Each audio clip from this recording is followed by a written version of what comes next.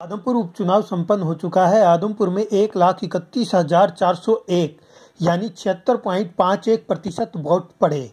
अब बात करते हैं कि आदमपुर के मतदान के बाद तस्वीर साफ हो चुकी है, तो अब यहां से कौन चुनाव जीत रहा है और कौन किस नंबर पर आ रहा है। सबसे पहले हम बात करते हैं इस चुनाव में क्या विशेष रहा। सबसे पहले बात करते हैं आम आदमी पार्टी की। आम आदमी पार्टी ने आदमपुर उपचुनाव के जरिए अपनी एंट्री हरियाणा में की। दिल्ली के सीएम अरविंद केजरीवाल और पंजाब के सीएम भगवंत मान ने आदमपुर में आकर तहलका मचाने की कोशिश की, लेकिन उनको आदमपुर में कोई फायदा नहीं मिला। टिकट की घोषणा होते ही पार्टी में बगावत हो गई और आदमपुर का पूरा संगठन पार्टी को छोड़कर चला गया। इसके चलते यहां आम आदमी पार्टी की पकड़ ढीली पड़ती गई। इसके बाद भी आम आदमी पार्टी के लिए राहत की बात यह है कि उसे प्रत्येक बूथ पर वोट मिलते हुए नजर आ रहे हैं। इस सब के बाद भी आदमपुर उपचुनाव में आम आदमी पार्टी प्रत्याशी की हालत काफी खराब है। दिन भर अलग अलग गांव के बूथों से रिपोर्ट एकत्रित करने के बाद ये साफ हो चुका है कि आम आदमी पार्टी प्रत्याशी की जमानत नहीं बच पाएगी। जी हां, सतेंद्र सिंह की जमानत इस चुनाव में नहीं बच पाएगी। आम आदमी पार्टी के बाद बात करते हैं इनेलो की। इनेलो की शुरुआत काफी अच्छी नहीं रही।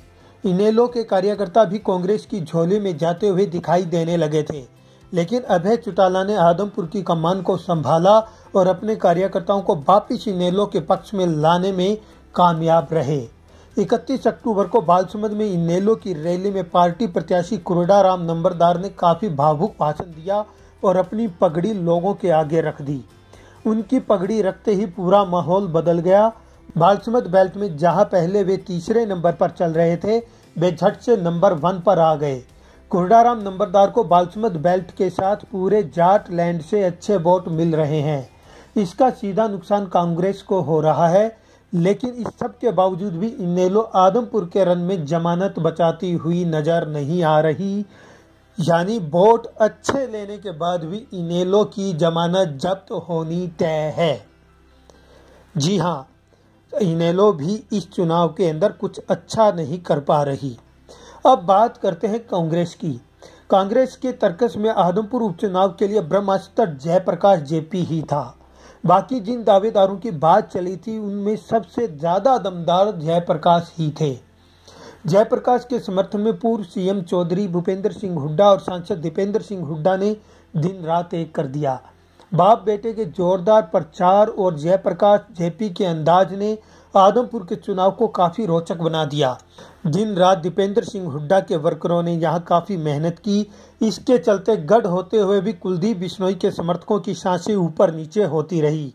मुकाबला इतना अधिक नजदीक आ गया था कि लोगों ने कुछ भी हो सकता है जैसे वाक्य का भी प्रयोग करना आरंभ कर दिया था।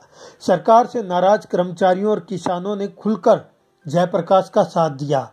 इसके बाद भी कांग्रेस आदमपुर के उपचुनाव को हार रही है।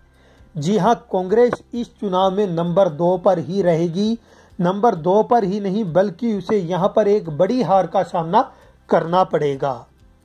अब हम बात करते हैं भाजपा की। भाजपा की टिकट पर चौधरी भजनलाल के पोते भव्य बिश्नोई आदमपुर के रन में उतरे। 26 साल की युवा भव्य के सामने आदमपुर जैसे गढ़ में सबसे बड़ी चुनौती थी उनके पिता से नाराज वोटरों को मनाने की।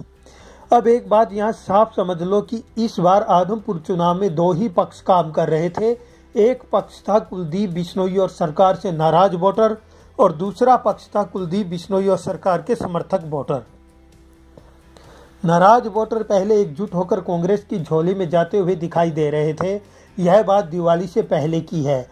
उस समय मुकाबला काफी नजदीकी दिखाई दे रहा था। भाजपा की जीत का मार्जिन 10,000 से नीचे तक खिसक गया था। दिवाली से पहले दिन कुलदीप बिश्नोई और उनकी पत्नी रेणुका बिश्नोई ने भाजपा के संगठन के साथ मिलकर जिस प्रकार धरातल पर मेहनत की, उसने पूरी तस्वीर को एक बार फिर से भजनलाल में कर दिया। आदमपुर हल्के में फिर से चौधरी भजनलाल नाम का इमोशनल कार्ड खेला गया। आदमपुर की चौधर का पत्ता फेंका गया। डिप्टी स्पीकर रणवीर गंगवा ने यहां काफी मेहनत की। गृह मंत्री अनिल विज और सीएम मनोहर लाल खट्टर ने जिस प्रकार भव्य बिश्नोई पर अपना हाथ रखा, आदमपुर लोगों को फिर से सत्ता पास आती हुई दिखाई दी। डिप्टी सीएम दुष्यंत चौटाला की बालसुमंद रैली ने भी जीत के ग्राफ को ऊंचा करने का काम किया। इन सब फैक्टर ने मिलकर आज की वोटिंग पर काफी सार्थक असर डाला। कुलदीप बिश्नोई समर्थक गांवों में जमकर वोटिंग हुई। इस सब का आंकलन करने के बाद आदमपुर में भाजपा की जीत तय हो चुकी है। आदमपुर में भाजपा उपचुनाव 20,000 से ज्यादा वोटों से जीत रही है। जी हां, चबरवाल, सदलपुर, किशनगढ़, खाराबरवाला, आदमपुर शहर, आदमपुर गांव, सीसवाल, ढानी सीसवाल, चौधरी वाली से मिलने वाली बड़ी लीड आगे पूरे हलके में कहीं टूटती हुई नजर नहीं आ रही है। मिलाकर भव्य बिश्नोई आदमपुर से 20,000 से ज्यादा वोटों से जीतकर हरियाणा की विधानसभा में पहुंच रहे हैं।